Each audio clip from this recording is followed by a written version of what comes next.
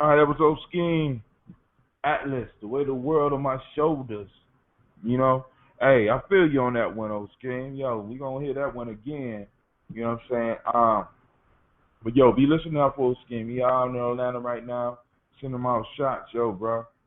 Keep your head up. You know what I'm saying? Hey, so some of y'all out there, y'all may feel like the weight of the world is on your shoulders, right? So now you got to grind like you got to move like it, right? Because a lot of us is moving, we're moving stupid. You know what I'm saying? We're moving stupid. We're making some horrible decisions. Horrible, horrible decisions. And then we blame it on our circumstances and we blame it on other people. And every time we do that, we give away our power. You know what I'm saying? Stop giving away your power. You know what I'm saying? That's why that self-determination is so important. You know what I'm saying? Because we define a reality. And we blame somebody for where we are. We give them the power. You know what I'm saying? When we blame the white man, we get the white man the power. I know they did some fucked up shit in history, and we still suffer from some of the effects of that. But we still have the ability to make a choice. And when we say we no longer have the ability to make a choice, then what is the difference between us and our ancestors? You know what I'm saying? Because I will say this. Our ancestors, man. Our ancestors were had forced slavery, right? Really, their lives was on the line, and I know some of y'all talking shit like, if I was born back then, I'd have told white people to kiss my ass, blah blah blah blah blah, right? Right? Some of y'all own that, right? You own this where you woulda, you one of those woulda. If it was me, I woulda, coulda, shoulda type bullshit. You know what I'm saying? And you need to cut that out because until you really into that situation, you don't understand it. But let me tell you the difference between you and your ancestors. Because, if we go back about 5 generations, man, the men and the women that had a choice to run for freedom had to consider a lot of things. Because if I was running for freedom, right, more than likely I was leaving some of my children or I was leaving my mama behind. So some of them chose, you know what I'm saying, to stay there. Right? Because they didn't want to be free if everybody couldn't be free with them. Right? The difference between our form of slavery, which a lot of us don't want to admit, the difference between ours and theirs is that ours is fully chosen. We choose to stay in areas that we don't control. We choose to allow motherfuckers to come in here and sell us shit that we don't need. We choose to go into their stores and spend our money. We choose to go into debt in the way that we're doing. We're choosing a lot of this. You know what I'm saying? And it's hard to respect that. From my position, it's hard. You see, it's hard for me to write a person a pass. You know what I'm saying? Because I'm suffering from post-traumatic slave syndrome. I got a question for you. If there is post-traumatic slave syndrome, where was that shit in the 20s and 30s when Marcus Garvey rose up? Where was this post-traumatic slave syndrome when Elijah Muhammad did his shit? You know what I'm saying? Where was this post-traumatic slave? Where was it when we was building communities and shit? The trauma. Huh? It wasn't a trauma of the slaves. It was a trauma that came from Jim Crow. Who? Well, first off, introduce yourself. Brother John. Oh my God! Hold on! It's about to go down. Oh my God! It's about to go down. My resident genius that I've been trying to get on the air for the last 5 years has finally got on the phone, and we about to go the fuck off. So this is what I'm gonna do, right? Those of you that may be listening on Spreaker and you want to continue this conversation, you need to call in at 614-556-4535 because well, first off, I'm not necessarily gonna agree with him on this shit here, but anyway, this dude is a genius. This dude is one of the deepest thinkers that I know, and he's a filmmaker. So call in, hear the conversation. Those of you on Spreaker, I'm about to click off. on Spreaker, and I'm going straight to the line. So if you want to continue the conversation, feel free to join us over here because my battery about to go dead. All right. So I'm gonna play one more song for y'all over here, and we out. So here is we're gonna salute John Roller Kirk, and he's gonna do an old song called "Ain't No Sunshine." So those who freakers enjoy this. After this, you will be going to silence. Peace. All right. All right, Mr. John. Let me give you the rules of the show, man. All right. The only rule is you can't cuss more than me, motherfucker. Just it. Other than that, enjoy yourself. Drop as much knowledge and wisdom as you want. First off, I want to thank you for taking the time to call in. I've been trying to get you on the show for a while, and now I had a show to a point where all you gotta do is call in, and it's automatically gonna record, and all you gotta do is leave your stuff, and I will upload it. You know, just leave me a little message or a text, and you better go. So I was talking about slavery, and you was talking about you saying they weren't talking about necessarily what happened during slavery, but post-traumatic slave syndrome is discussing more what happened during Jim Crow. Would you elaborate on that for me, please, sir? Well, I mean, my perspective on it is this: that if you look at what happened, if you think about the period right after slavery is over, I mean, black people, despite everything else, I mean, they're enterprising and rearing and ready to go. Mm-hmm. They're like, okay, let's get this freedom on. Let's, build a life for ourselves. As you started to see brilliant black men and women come up, and they started building businesses, and they started building their own banks, like, in the years right after slavery, you already started seeing spendthrift organizations and, various ways that black people were trying to pool their money together to try to, participate in this capitalist system. And they started to be successful in a variety of places around the country. And they started to be so successful because although we have a certain mythology about who black people were right after slavery, a lot of black people had a variety of marketable skills for the world that they were going into. Oh, yes, they did. And so they came in and they were like, they started being competitive. And that became where you got White Citizens Council, KKK, these various racist organizations, that they didn't just randomly go after black people. They went after particular black people. They went after our young entrepreneurs, the geniuses that were going to start to lead us towards a brighter tomorrow, and they started to kill those particular people. And that became the trauma. That any time we started to see black people that had genius start to come up, it would be so frightening because so many of them would be killed. Mm. And so what ends up happening, I don't know how the mechanics of how that breaks down in the family, but it started to change, the places where we started to push our children and our loved ones in directions that probably seem like, well, this would be safer. Or you don't want to go and try to start a bank because they killed some of those people that try to start banks all over the country. You know what I mean? Mm-hmm.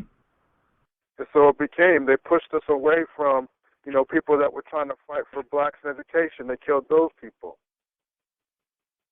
So, all those areas that we don't go into now, it's like we were in every area. I mean, by the time the Harlem Renaissance came in, I mean, we were doing everything. We were composers, we were playwrights, we were doing everything. There was no place that we did not feel comfortable demonstrating our excellence. All right, so now, in a sense, are you saying that they killed all of the entrepreneurs and left suckers? That spirit. You saying that the fear killed that spirit, or what? I mean, it's like, because we did it before, so we should be able to duplicate it again.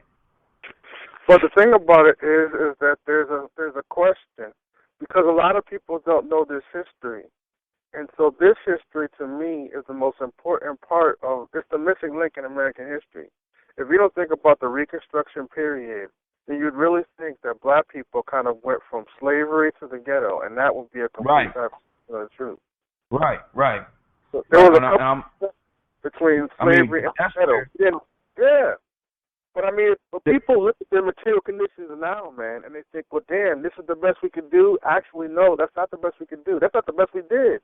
And in fact, the slaves in many ways were healthier The slaves in many ways were more healthier psychologically than we are right now, and that's the truth. Wait, hold on. Say that again. You saying that this? And see, that's the point that I was trying to make. The black people that came out of slavery in many ways were more psychologically healthier than we are right now as a black people. Wait, hold on, John. Is somebody else on the line? I heard somebody else on the line. Somebody else on the line? I'm here, boy. Right. I thought I heard a female voice. All right. So yeah. So we were a little bit more. Hello? Should it be called post Jim Crow? You know what I'm saying? Because I don't know. Maybe post Reconstruction. Because the Jim Crow, and these areas, people don't even really, because it's like you kind of have that Reconstruction, Jim Crow, and then you have kind of, I don't know what you want to call what we're in right now. Hold on, you say you kind of have to what? Well, they're talking about kind of a post-racial, but it's like now you're having, I've heard people say more racist, prejudiced stuff in the last 3 or 4 years than I've pretty much heard my whole life. Right. So if we're post-racial now, then I don't even know what I don't know what that's supposed to mean, because it's like, it seems like we're starting to see a resurgence of some stuff that we hadn't heard about in 60, 70 years, you know what I mean? Right. So maybe post-racial means that we just beyond talking about it anymore. You know what I'm saying? We're just going to ignore it. We don't talk about it intelligently. My biggest problem that I see when people talk about racism is that I don't really even think that people have, let me just say this for prosperity's sake. Racism means that one race believes that it is the biological superior to another race, that it is a higher functioning organism than another race's organism. Mm-hmm. I say this because I hear all these people talking about, well, all these black racists out here, and I'm like, what black racists are you talking about, man? You cannot possibly grow up in this country and honestly harbor a sense that your race is superior to white. You can harbor a lot of thought, but the one thing that you're not going to harbor is, we're superior to all of these white people. That's not what's going to happen by growing up in the United States of America for any black person. Not especially if you live in anywhere near a ghetto. That's not what you're going to come out of it. I'm sorry. So when white people say, well, blacks are just as racist, I'm like, no. That's not true at all. You just don't understand. What do we call that then, John? If it's not racism, what is it? No, according to your definition, it sounds like racism, where one race feels that they are superior to another. So we had a philosophy where the white man was in the cave. We went up there, we got him, we trained him, we pulled him out of the cave. We made you, we built you, we educated you, we gave you all the skills that you needed to supplement us. As a matter of fact, we allowed you to supplement us so that we could learn how to be humble. You know what I'm saying? That's a sense of superiority in a sense. And as a matter of fact, But what I'm We're saying gonna give you a head start. We're gonna allow you to keep your head start for at least 600 years, 500, 600 years, and we're gonna catch up with you in a matter of 25 in the next 25 years. and see, that's the funny part is that that's why Reconstruction becomes that missing link. Because even through all the psychological hell and turmoil and everything that slavery was, by the time they let us free, we were ready to go. So we actually reverted to something lesser. But that's a crucial part of that is because we didn't know the history. Right. We don't know about all these black inventors. Because they try to be like, oh, black people didn't invent anything. And yet you and I both know that black people invented many important things to American society. Oh, yeah. Oh, yeah. People don't know that. Yeah. They don't realize that, like, they don't have a sense that it's like if you tell somebody, black people, oh, well, science, well, black people don't do science. In fact, no.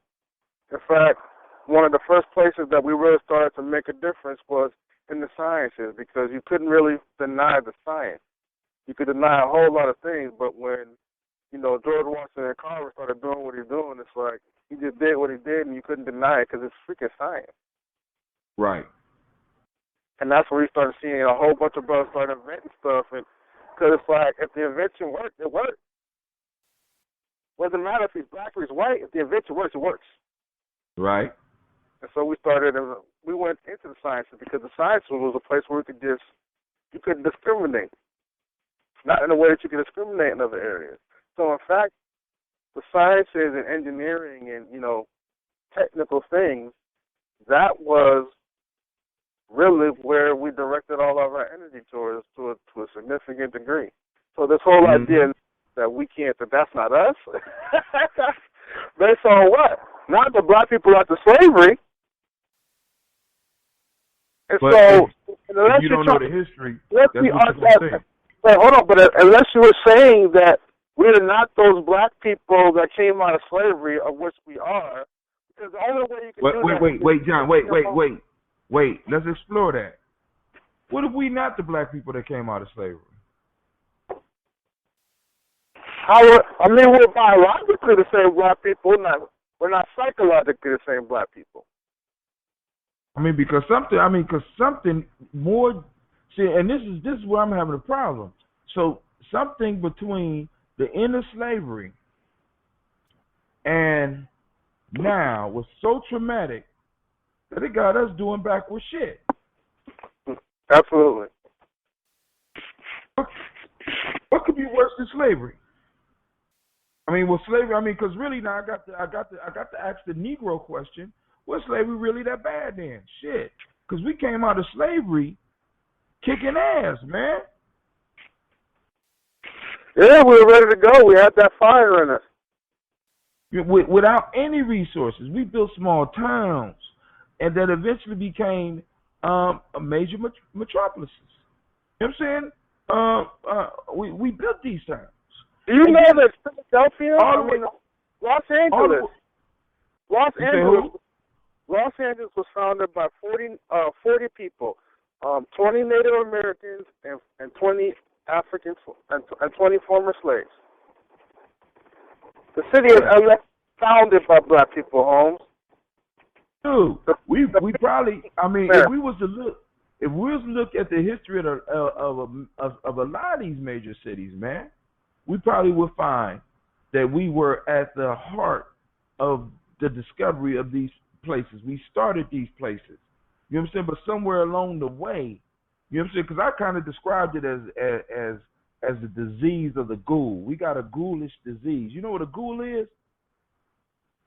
What is a ghoul? A ghoul. You old enough to remember the Dracula movies. You remember Dracula used to always in them old black and white movies. He would always rise, but the first person he would bite wouldn't be a woman. It would be a weak-minded man that Dracula would bite, and not bite him enough to kill him, but not he wouldn't kill him. Oh, I thought you were talking about one of his minions. I know what you're talking about. Right, that's a ghoul, and the ghoul would would service the master. That's what he called him. Yes, master. And when Dracula needed to be moved during the daytime, the ghoul would be the one that would move him. And if Dracula needed women, the ghoul would go out and find women. If the ghoul couldn't find women, the ghoul would provide Dracula with the blood, the vampire with the blood. And it's like we have been transformed from these mighty people into this ghoul that is providing financial, political, economic nutrients for all these different groups, starting with the European. When the European get tired of us, they pass this off to the Jews. The Jews, they come up, they pass this off to the East Indian. The East Indian made their money, they pass this off to the Arabs. Now the Arabs making their money, and they're about to pass this off to the Chinese or whoever. You know what I'm saying? And it's like, it's like we are operating as the ghoul of humanity. If you want to make money, go to the hood. I mean, and don't get me wrong, man. I hear what you're saying. I guess it's like when I look at other groups of people, it's like I can't. I mean, it's like, what are they supposed to do? You know what I mean? It's like at some level, it's like, what are these other groups of people supposed to do? I'm not mad at them. I'm with you on that. I wouldn't tell, like, people that come, if they can see that they can make more money by finding ways to come into our community and we don't really got our financial shit together, it's like, I'm sad that we don't have our financial shit together, but I mean, if we're going to have any support of capitalism, then they got to better come in and do what they got to do. What we have to learn how to do is remember that we were actually very good at capitalism when we first got out of slavery. And in fact, we did stuff like work stoppages. We understood things like what was happening in the markets, and we would know that we could slow down the pace of work and throw the master off of what his expectations were, and we could bankrupt the plantation based upon those type of things. So these masters and the slaves, it's like, not to say that, there wasn't a lot of brutality, but it also wasn't like these black people it's like, what do we think a slave is? Like this person that is a subhuman? Of course, they were still human. So what were they? These were strategic, intelligent black people, enterprising, spending all their time thinking, damn, how within the parameters of this context can we find a way to undermine and overthrow this system somehow? Which is what you expect any human being to do. Because I don't even want to I want to stop calling them slaves somehow. I want to use a different term. Because that term is like their term. That's not my term. It's like, they were in a slavery system, but these were human beings. It's like calling them slaves, like we're supporting the dehumanization of who they are. Right. I mean, like, hell with that shit, man. We just got to come up with a new term at some point in the near future here. Well, I say captives. They were captives because actually I don't think slavery really hit us until crack. Until after crack. You know what I'm saying? I mean, crack really. I mean, I'm just being honest. You know what I'm saying? I want to go through this. I think slavery is a recent thing in our community. I was talking to one of our boys about crack. I said, look, here's the problem, man. Here's the problem. And I've heard different black people describe it in different ways, but this is what we did. We flipped some shit. We made good into bad and bad into good. So being brilliant, being creative, being highly intelligent, we turned that into bad. Right. We turned being honest and authentic and real into bad. Right.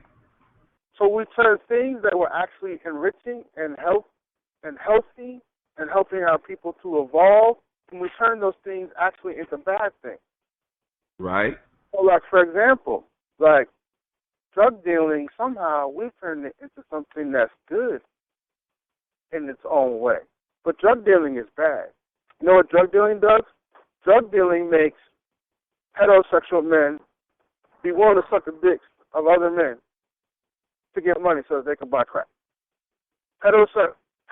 Crack makes mothers sell their children into sexual slavery to pedophiles because those pedophiles will give them money so that they can buy crack. Like, these are things that I know happen. Working as a drug and alcohol counselor, these are stories that I was told. Like, the stuff that crack makes people do are soul-destroying, terrifying, horrible things. There's nothing good about that at all. There's nothing, the swagger that a drug dealer has is not an earned swagger. It's not a swagger from being confident or being good at something. It's a swagger of a lowlife, of a predatory organism. But it's not something that young people should be looking up to. And then you get brothers on the street corner, and they want to dress almost like as though, or carry themselves almost like they are a thug, so that when you get a young black lesbian women, some of whom want to try to copy almost a style that is indicative of what they see as a quintessential black man, they're not trying to copy. They're not trying to emulate somebody like you or I, somebody that's interested in trying to lift up the people, somebody who's dedicated their lives to trying to be about change. They want to copy this drug dealer do. Right. That's their view of black manhood. You know what I'm saying? I mean, that shit always amazed me that you. I've got a couple of lesbian chicks, man, and I got love for all people. I'm totally friends from all backgrounds. I'm completely cool with everybody. You don't have to be politically correct on my show, nigga. Let me say this though. But I've actually had a couple of different situations where it's like I had some lesbian sisters coming at me, like they're almost more, I'm more of a man than you, nigga. I'm like, really? You mean because you emulate the style of a drug dealer or a thug? So then you're more right. With your pants hanging off your ass, right? And with your wiggle walk. See, that's sickness, man. That's got to go. Yeah. You can't hit black people until you heal that. You can't take bad as good and good as bad. It's like a virus in the code of black consciousness. If you can't pull that virus out, you'll never heal black people. But you got to get to this whole idea: how is good bad and bad good? No, it's not good. Like shooting your own brother is bad. It's not actually cool. It's not swag. It's a predatory behavior. Yes, it is. And this is the issue, because one of the issues that I've been wrestling with for the last couple of days is that we have given so many passes in our community that we have totally given away our culture. Anything goes. We have no limits. We have presented ourselves and our children with so many options that we have basically optioned our way out of any sense of freedom. And what I'm saying is we need to have self-limits. That's what real freedom is. Freedom is about being able to construct your own limits so that you can move to where you want to go. That ain't the exact definition, but what I'm noticing is that we got so many options that we are paralyzed by the choices. So I got an option to be a drug dealer. As a matter of fact, there's no consequence with this option, especially for my community. So I could do this shit in the community until somebody else from the outside come in and take me out. These niggas inside are not going to be any consequences. Here goes another code, though. Here goes another bad code. I mean, I just think about this. I don't know. I keep on thinking about these computer references, and I think about bad code and once you got this bad code in your system, if you don't find a way to take out the bad code, like you just almost got to leave the system alone because it's forever polluted. And it's like so bad being good and good being bad, that's one of the bad codes you got to get rid of. But a whole other code that you got to get rid of that I see that we have. And it's not just us, but I mean, it's definitely something that we have. But I mean, we got this whole thing about individualism. Oh, we got to get rid of that shit. Here's the thing, man. We need to kill the motherfucker. We need to kill the individual. The individual has fucked us up totally. I have lived, like this whole rugged individual thing, I don't know what that really is, because when I've lived, I've lived amongst every major culture as I've lived across this country, and like this whole idea, like you know what I've seen parents of all nationalities. I've seen parents, and we're the worst at this, by the way. But it's like I've seen parents, man, like give. I mean, the whole idea that like I was homeless, man, but like when I've been in shelters, man, you look at who's in the shelter, and you'll see more blacks and whites in there. You'll see almost no Asians or Latinos in there. The only way you've been all the country. Have you ever ran into a homeless Asian? And that's what I'm trying to tell you. It's like they won't ever. There's something in those cultures they'll never they just won't let you fall that far. The community will grab you up somehow. You know what I mean? I mean, there's also something in the community that's like, yo, don't even let it get that far. But it's like there's also a major part of how the community is going to try to put some type of, catch that one before he falls all the way. Right. It's like, it's a difference. It's like, I thought about this a couple different times. Well, I'm telling people, I remember being in L.A. and even in some other places, and I remember just, talking with some brothers, and I'm like, yo, man, why don't we, do like, our Latino brothers, man, why don't we all of us just get a spot? And, do our thing. And it's like, all the cats are, oh, no, man, I could get my own spot, man. I could get my own spot. I get my own spot, yeah.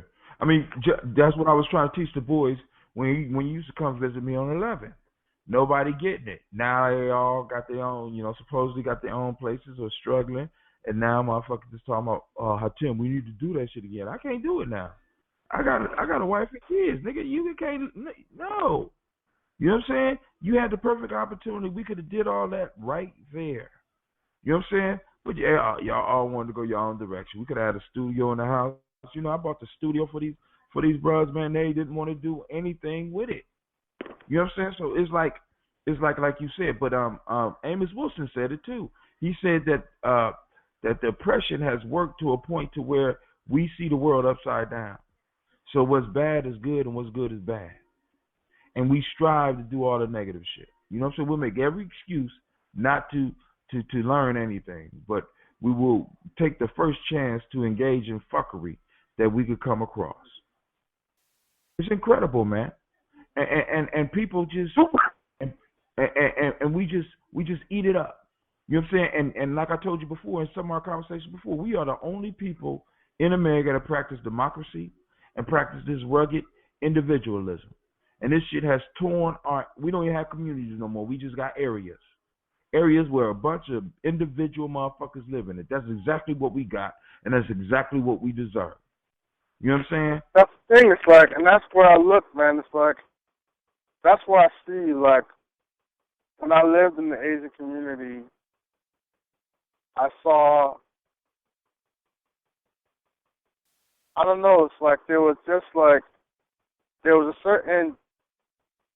were habits, like, people went to go see the elders in the family. They still did that. You know what I mean? Right. Like, if you was an elder in your family wasn't just going to be like, oh, forget about him, he's old. It didn't matter. They were going to come, like, all the family members within your range, they were going to always come through and see you. Like, they were all the different groups of them were eventually going to make their rounds through and see. Because that's the way it's supposed to work. You know what I mean? Right. Oh yeah. I mean, so, and we had it like that until we fell into this rugged individual shit. Because we thought everybody else was practicing that shit. We see little white kids, oh fuck you, mom, and run off and shit. We think that's the way we supposed to be.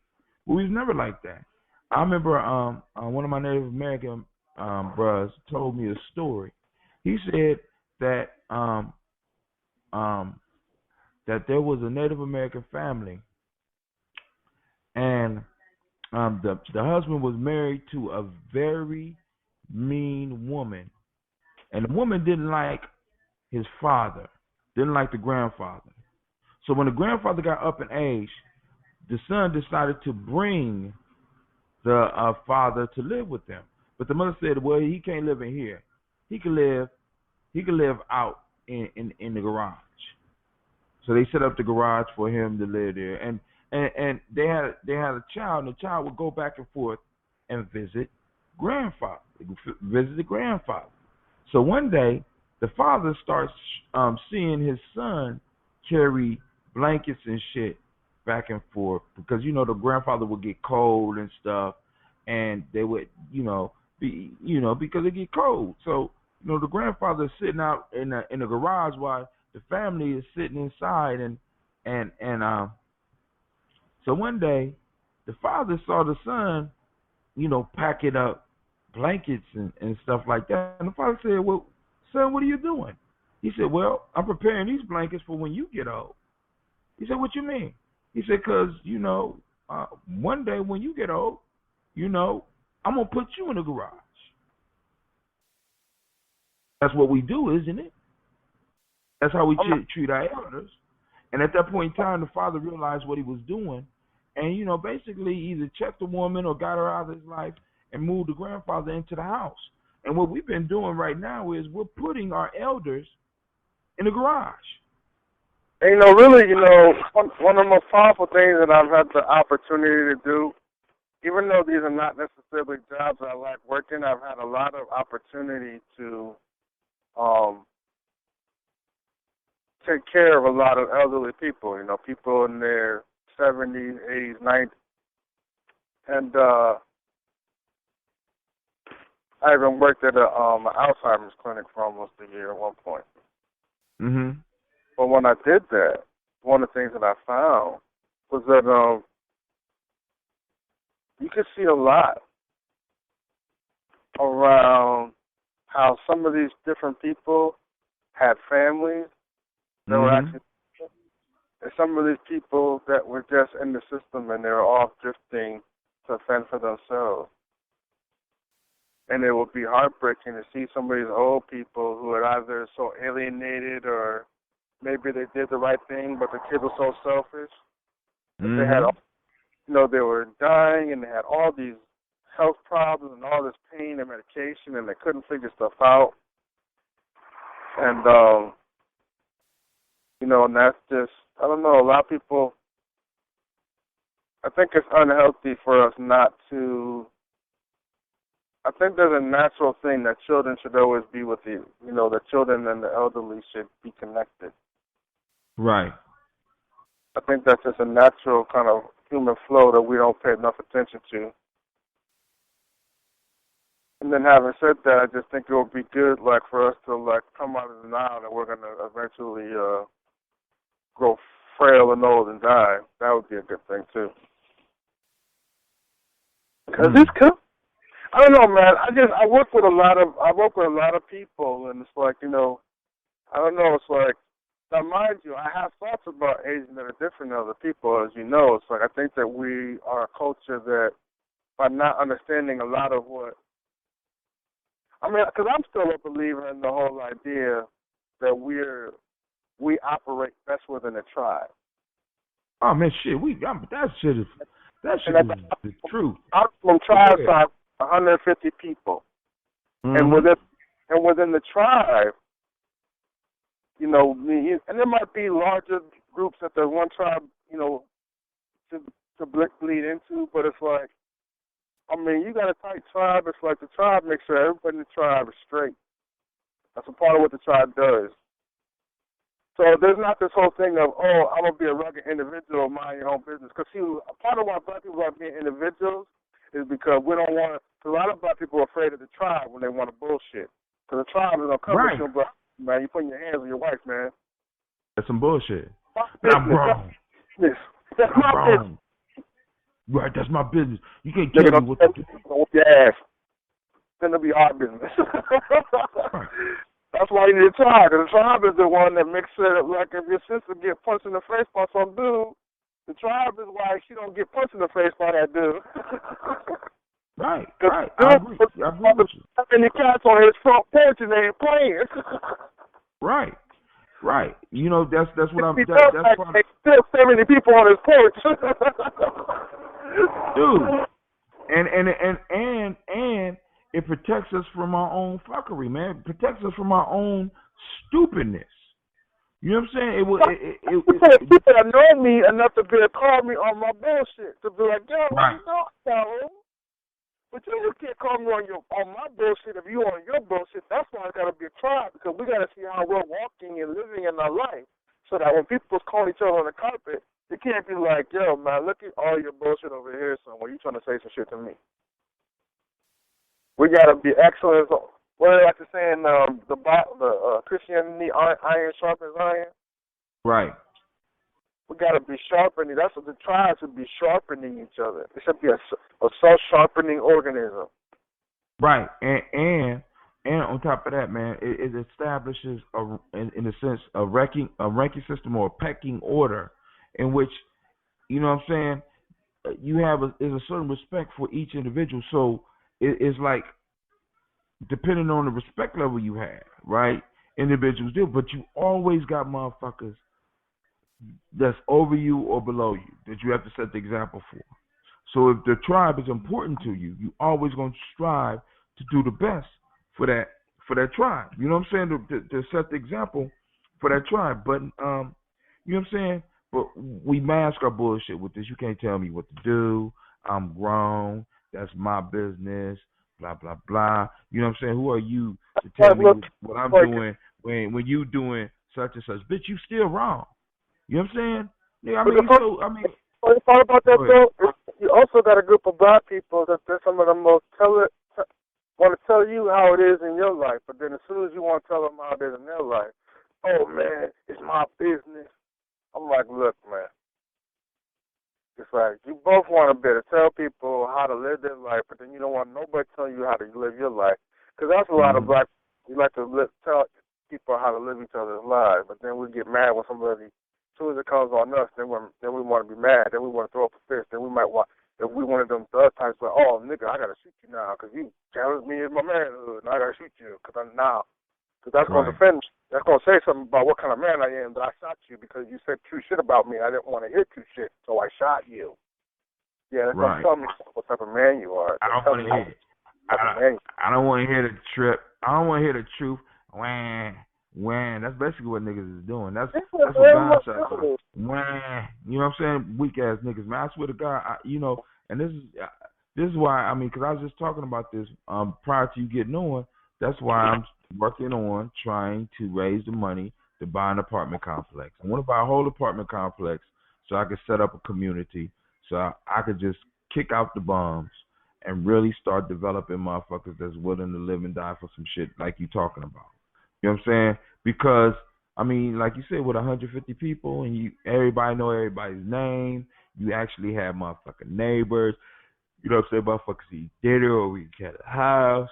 Motherfucker taking care of the neighborhood. You know what I'm saying? Motherfucker. You got that area. And I'm just wondering, man, what type of child would be able to be raised up in that place where this child learns to respect everybody in there because everybody's connected. This child is able to run around and play and you know your child is safe. You know what I'm saying? And you know if some shit do go wrong with your child that you're going to have at least 100 motherfuckers ready to bang with you on that shit. You know what I'm saying? Ready to defend that shit from police incursions. You don't come up here and arrest the motherfucker. This is our property. We'll march the motherfucker out to the edge of the property and maybe allow you to take them before we lynch this motherfucker. You know what I'm saying? But, we ain't got enough people thinking like that. You know what I'm saying? We ain't got enough people hungry for some shit like that, man. Because that put limits on you. And this is when black people have always done the best. You know what I'm saying? There wasn't just random, when we built pyramids, there wasn't just random designs out there. There was a strict design and a strict adherence to your role in building a pyramid. You know what I'm saying? But no, niggas want to be able to do whatever the fuck they want. So if niggas today were building the pyramids, you know what I'm saying? It'd just be a quarry up in that motherfucker. You know what I'm saying? A quarry. It'd be round blocks and triangle blocks and shit. You know what I'm saying? See, my thing is, and I feel you on that. I think that, like, in certain ways, I think this is a part of when I tell you about some of my thoughts about, some of the practices that I've researched and everything. Is really because I feel like I need to. There's a set of practices that I would say are hard enough that you feel like you actually went through something to do them, but if you were committed, you could do it. Right. See, but not see. Stuff where it's like, damn, if you did it. You know why it's hard. Damn. You know why it's hard. You know why it's hard for people to commit. It's hard for people to commit to something like that because of all of the options. Think about all the options that black people got. And that's the thing. It's like, that's where you're gonna come up with something. Because to me, if you do something like for example, like if you look at one of the practices that you look at resistance stretching, which could bring you to a level of flexibility that will allow, even a dude to do probably some of the most advanced of the yoga position, while not having some of the more negative effects of that yoga can have if you don't already have a certain level of flexibility. Mm-hmm. It's something that anybody is more based upon what we can and cannot do as human beings. It's based more on the science of the human body than an ancient tradition. It's something that anybody could get to, but it's difficult. I guess that's what I think it's like, because one of the challenges that a lot of these other groups out here are offering our people. It's not really like, maybe, I don't even know how much there's even like a serious physical fitness component to a lot of organizations out here. Oh man, none. There's none. So it's like, what are you even, like, what is the system that is put together? What are these? Because a lot of times I've seen these types of groups. They got these groups all over the country out there. So it's like, they got the who? They got these groups, different groups of black people, and they're super conscious, and they, revolutionary this and revolutionary blah blah blah. Right, niggas all of them out of shape. All of them out of shape, dog. Well, I said, you know what I'm saying? All you gotta do is say, "Hey, I want to join." All right, brother, sign your name on the card and Black Power. Well, I don't even think I understand what the whole. Because for example, a lot of people, like, I don't know about all the African initiations, man, but like, I've read about some of the African initiations, and some of those damn initiations are harrowing.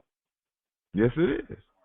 They will scare the shit out of you. Like, for you to do that shit means that you fucking face a serious, like, you went into a situation where you felt the full fight of your fear and you challenged it. Like, that's initiation. Like, people here, it's like lightweight stuff, you know what I mean? It's like, well, right. You just say some shit or memorize some shit. I want somebody to do some shit that's memorable, that when they do that shit, they be like, damn, I can't compare that to any other experience I've ever had in my life. That's the most powerful shit to go through, is the shit that I fucking put these motherfuckers through. See, but, right now, in America, because of the regular individual, we have to worry about lawsuits and shit. So you can't do nothing. So I don't want to do it on the United States soil, but I want to do that shit in Africa, or I want to do that shit in like the West Indies. But even if you take the kids from here to Africa, you have to do it over there with their kids, because you bring a motherfucker over there, you know what I'm saying? This motherfucker gonna get on the phone, gonna call his mama. You know what I'm saying? Because because individuals in true rites of passage. I'm not bringing them. I'm not bringing them to the 18 years old anyway. They have to face, in order to really become a man, you have to face and understand death. So that and once again, you're introduced to your limits. You're introduced to your limits, your physical limits. You introduced to your mental limits, and you find out that them motherfuckers are not real. You find out that your fears are not real. But hey, I guess I'm asking for too much. That's why I think I've looked at the projects I've looked at. It's like I wanted to see what are the limits of what we can, what are the limits of our flexibility? What are the limits of, our balance? What's the limits of, how much the cold can we stand? What's the limits of how long we can hold our breath? Like, that's where everything that I think about, it's all based around, I call it a bubble. I don't even have the right metaphor for it, but it's really like everything I've seen that will allow you to press the limits of how much pain, all these different attributes of the human experience and the limits of that. Like, that's what I wanted to go. That's what this whole thing that I've been thinking about is about, is like, how do you know yourself? Like,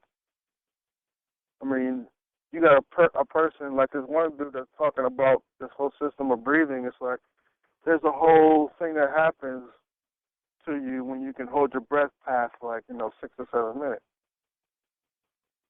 And how long you said that usually take for you to develop that? It depends on there's, maybe the way your health is already. But supposedly within, several months. But it's not like you're doing this for hours a day, though. It's actually kind of simple. I still got to have the, the resources to get the program like I want. But I'm just telling you, man. After, when you go, it's like, there's a limit. Drunk. But, huh? My daughter's a drunk. She put out a whole bottle of Hennessy and shit. Didn't even ask her father. You ain't even pouring nothing to the ancestors. Give me that shit. I'm trying to save yo. I'm saving her. But go ahead, bro. I'm listening. So I'm be progressively drunker on the line. Go ahead. But no, I just that's what that's a part of why I think about it. It's like because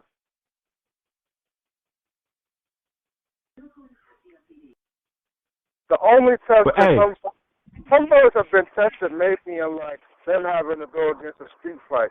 But testing them just like you say that again? Huh? You said something have to go against what?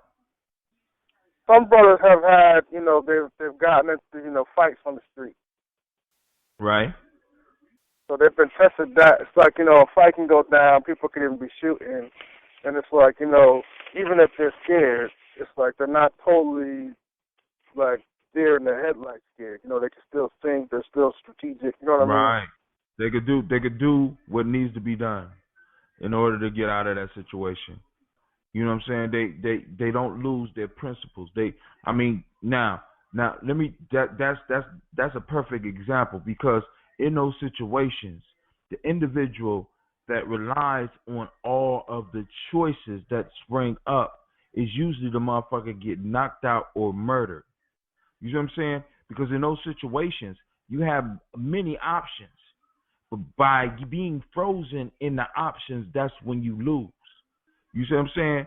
It's the motherfuckers who limit the options, who limit it and is able to make the quickest and best decision on what his body is capable of doing, that's able to come out on top. So consider this. In fights, let me say this. In fights where I had to do a lot of thinking, I lost. In situations where I had to do a lot of thinking, I lost. When I thought that I had the option of talking a motherfucker down, you know what I'm saying? The motherfucker handled his business, and I came up the loser. But in a similar situation, when I knew what my choices were, and what actually I didn't even care about the choices. I already had it pinpointed in my mind that I was going to die. Right? The situation came out in my favor.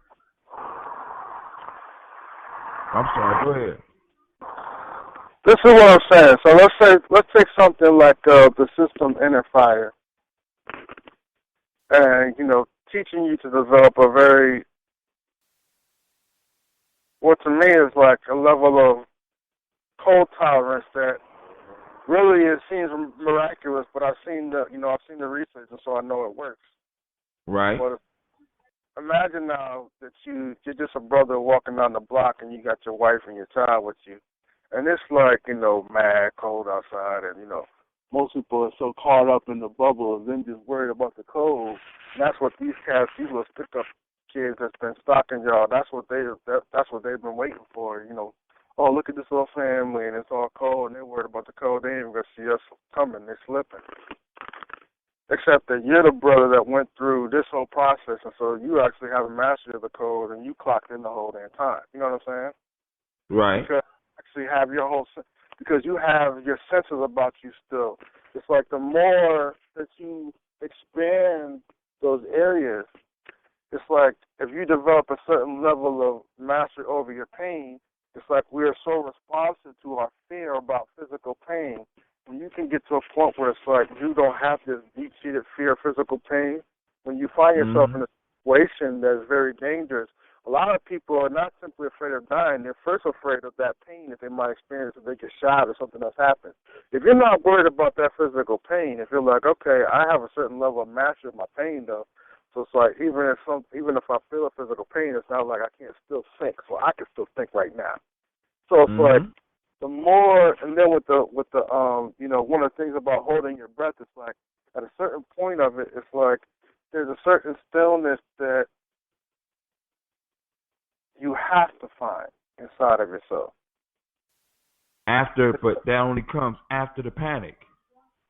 It's like you have to you learn quicker and quicker. It's like you get to this point where it's like it starts to change your panic button. You know what I mean? It's like in a lot of situations where people panic, it's like you're still. And it's not that you don't necessarily even have like that you become immune to anything outside of you. So it's like, but you at very high levels, even higher levels than people who are actually living that life. You're actually able to be fully present and aware in that situation. See, there you go. But now, when you become fully present, in a sense, it gets back to my point. It limits your choices. It limits your choices, but increases the possibilities. The possibilities for you. You understand what I'm saying? But now, hold on, because I'm really appreciative for you calling in. For those that are interested in joining the call, it's 614-556-4535. This is Freestyle Friday. You are on the line. I'm just doing a promo for the show. Be sure to join us on Tuesday for Folktale for Grown Folks, on Wednesdays for Tribal Quotes, and Fridays for Freestyle Fridays. John, dude, I'm sitting up here drinking, and I do not want to mess up this conversation with unsober perspective. You understand? But now, what I'm going to do is I'm going to end the conversation.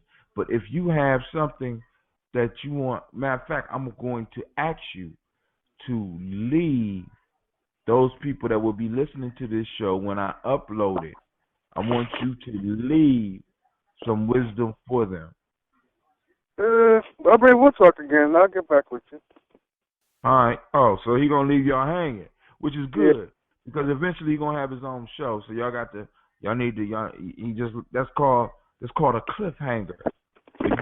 Those of you that don't, he gonna leave you hanging. So, hey John, I'm gonna get with you later. I think I'm gonna do a race tomorrow if I'm able to get up. All right, brother. All right, you take it easy. Peace. All right. And thanks for calling in. Yep. Go on Uber conference.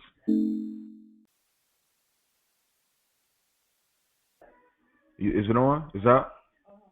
Go to end call. See, it's a phone on. I think on the either in the middle or on the left hand side. I want you to end call. No, baby, no, not that. You about to call France.